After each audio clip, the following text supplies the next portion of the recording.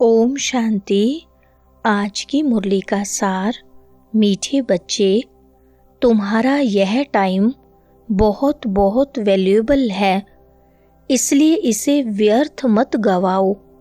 पात्र को देखकर ज्ञान दान करो। प्रश्न है, गुणों की धारणा भी होती जाए और चलन भी सुधरती रहे, उसकी सहज विधि क्या है? उत्तर है, जो बाबा ने समझाया है वह दूसरों को समझाओ। ज्ञान धन का दान करो तो गुणों की धारणा भी सहज होती जाएगी, चलन भी सुधरती रहेगी। जिनकी बुद्धि में यह नॉलेज नहीं रहती है, ज्ञान धन का दान नहीं करते, वह है मनहूस। वह मुफ्त अपने को घाटा डालते हैं। सुनते हैं मुख्य पॉइंट्स। पहली पॉइंट, तुम बच्चे जानते हो बहुत करके मनुष्य शांति के लिए ही धक्का खाते हैं, तीर्थ यात्रा पर जाते हैं। ऐसे नहीं कि धक्का खाने से कोई शांति मिलती है। यह एक ही संगम युग है जब बाप आकर समझाते हैं, पहले पहले तो अपने को पहचानो। आत्मा क्या है, परमात्मा क्या है, दुनिया में कोई भी नहीं जानते।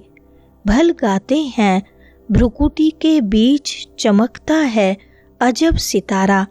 बस जास्ती कुछ नहीं समझते, सो भी यह ज्ञान बहुत थोड़ों की बुद्धि में है, घड़ी घड़ी भूल जाते हैं। दूसरी पॉइंट, प्रदर्शनी में जब अंदर घुसते हैं तो पहले पहले बाप का ही परिचय देना चाहिए। समझाया जाता है आत्माओं का बाप एक ही है, वही गीता का भगवान है। बाप सुख की सृष्टि स्थापन करते हैं, बाप दुख की सृष्टि रचे, ऐसा तो होता नहीं। भारत में लक्ष्मी नारायण का राज्य था ना, चित्र भी हैं। बोलो यह सुख का वर्षा मिलता है। अगर कहें यह तो तुम्हारी कल्पना है तो एकदम छोड़ देना चाहिए। कल्पना समझने वाला कुछ भी समझेगा नहीं। तीसरी पॉइंट, तुम्हारा टाइम तो बहुत वैल्यूएबल है। इस सारी दुनिया में तुम्हारे जितना वैल्यूएबल टाइम कोई का है नहीं। बड़े बड़े मनुष्यों का टाइम वैल्यूएबल होता है। बाप का टाइम कितना वैल्यूएबल है। बाप समझाकर क्या से क्या बना देते हैं। तो बाप तुम बच्चों को ही कहते हैं कि तुम अपना वैल्यूएबल टाइम मत गवाओ। नॉलेज पात्र को ही देनी है, पात्र को समझाना चाहिए। सब बच्चे तो समझ नहीं सकते, इतनी बुद्धि नहीं जो समझें। चौथी पॉइंट, जब तक यह नहीं समझते कि हम आत्माओं का बाप शिव है तो आगे कुछ भी नहीं समझ सकेंगे। बहुत प्यार नम्रता से समझाकर रवाना कर देना चाहिए, क्योंकि आसुरी संप्रदाय झगड़ा करने में देरी नहीं करेंगे। गवर्नमेंट स्टूडेंट की कितनी महिमा करती है, उनों के लिए कितने प्रबंध रखती है। कॉलेज के स्टूडेंट ही पहले पहले पत्थर मारना शुरू करते हैं। जोश होता है ना। अब बाप आत्माओं को समझाते हैं, तुम उल्टे बन गए हो, अपने को आत्मा के बदले शरीर समझ लेते हो। अब बाप तुमको सीधा कर रहे हैं। पांचवें पॉइंट, तुमको बाप की याद में रहना है। भल शरीर निर्वाह अर्थ कर्म भी करना है, फिर भी समय तो बहुत मिलता है। कोई जिज्ञासु आदि नहीं है, काम नहीं है तो बाप की याद में बैठ जाना चाहिए। वह तो है अल्पकाल के लिए कमाई और तुम्हारी यह है सदा काल के लिए कमाई। इसमें अटेंशन जास्ती देना पड़ता है। माया घड़ी घड़ी और तरफ ख्यालात को ले जाती है। यह तो होगा ही, माया भुलाती रहेगी। इस पर एक नाटक भी दिखाते हैं, प्रभु ऐसे कहते, माया ऐसे कहती। छठी पॉइंट, तुम बच्चों की बुद्धि में है, बाकी थोड़े दिन हैं। अब फिर से यह सब विनाश हो जाना है। सतयुग में सिर्फ हम ही आएंगे, सभी आत्माएं तो नहीं आएंगी। जो कल्प पहले आए थे वही नंबरवार आएंगे, वही अच्छी रीति पढ़कर और पढ़ा भी रहे हैं। जो अच्छा पढ़ते हैं वही फिर नंबरवार ट्रांसफ़र होते हैं। तुम्हारी बुद्धि जानती है जो आत्माएं हैं सब नंबरवार वहाँ शांति धाम में जाकर बैठेंगी, फिर नंबरवार आती रहेंगी। 7वां पॉइंट, शिव जयंती मनाते हैं तो जरूर शिव आया होगा, जरूर कुछ किया होगा, वही नई दुनिया बनाते हैं। यह लक्ष्मी नारायण मालिक थे, अब नहीं हैं। शिव बाबा हमको राजयोग सिखा रहे हैं। शिवो हम का जो उच्चारण करते हैं वह भी रोंग है। तुमको अब बाप ने समझाया है, तुम ही चक्कर लगाए ब्राह्मण कुल से देवता कुल में आते हो।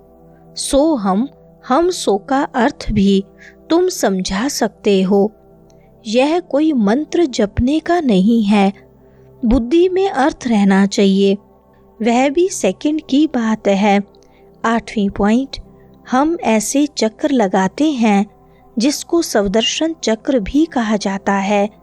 तुम किसको कहो हम स्वदर्शन चक्रधारी हैं तो कोई मानेंगे नहीं, कहेंगे यह तो सब अपने ऊपर टाइटल रखते हैं। फिर तुम समझाएंगे कि हम 84 जन्म कैसे लेते हैं।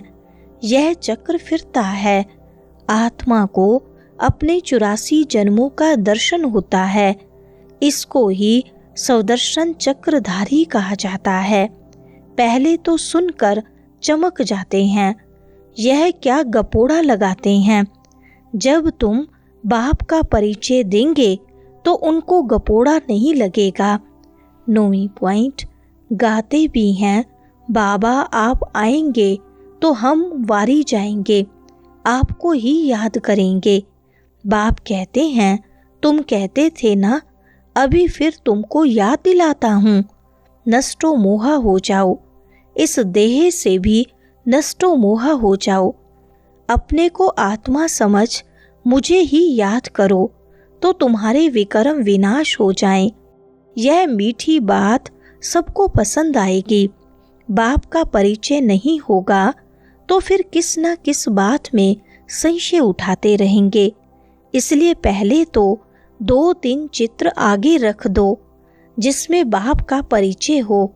10वां पॉइंट, बाप कहते हैं मैं तुमको राजाओं का राजा बनाता हूँ, यह चित्र बनाओ।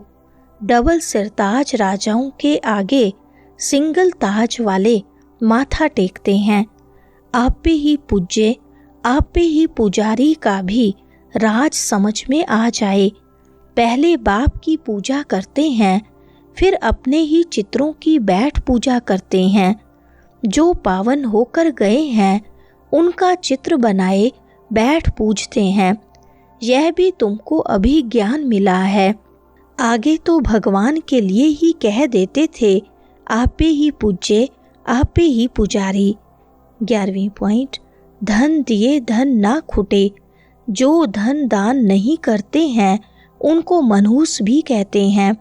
बाप ने जो समझाया है वह फिर दूसरों को समझाना है। नहीं समझाएंगे तो मुफ्त अपने को घाटा डालेंगे, गुण भी धारण नहीं होंगे, चलन ही ऐसी हो जाएगी। तुमको अब समझ मिली है, बाकी सब हैं बेसमझ। बुद्धि से तुम जानते हो अभी हम संगम युग पर हैं। एक ही घर में एक संगम युग का, एक कलयुग का, दोनों इकट्ठे रहते हैं। फिर देखा जाता है हंस बनने लायक नहीं है तो युक्ति रची जाती है। कोशिश करनी है आप समान बनाने की। मीठा भी बहुत बनना है, नष्टो मोहा भी होना पड़े। वरदान है हर आत्मा को भटकने व भिखारीपन से बचाने वाले निष्काम रहमदिल भव। विस्तार है जो बच्चे निष्काम रहमदिल हैं उनके रहम के संकल्प से अन्य आत्माओं को अपने रूहानी रूप व रूह की मंजिल सेकंड में स्मृति में आ जाएगी। उनके रहम के संकल्प से भिखारी को सर्व खजानों की झलक दिखाई देगी। भटकती हुई आत्माओं को मुक्ति व जीवन मुक्ति का किनारा व मंजिल सामने दिखाई देगी।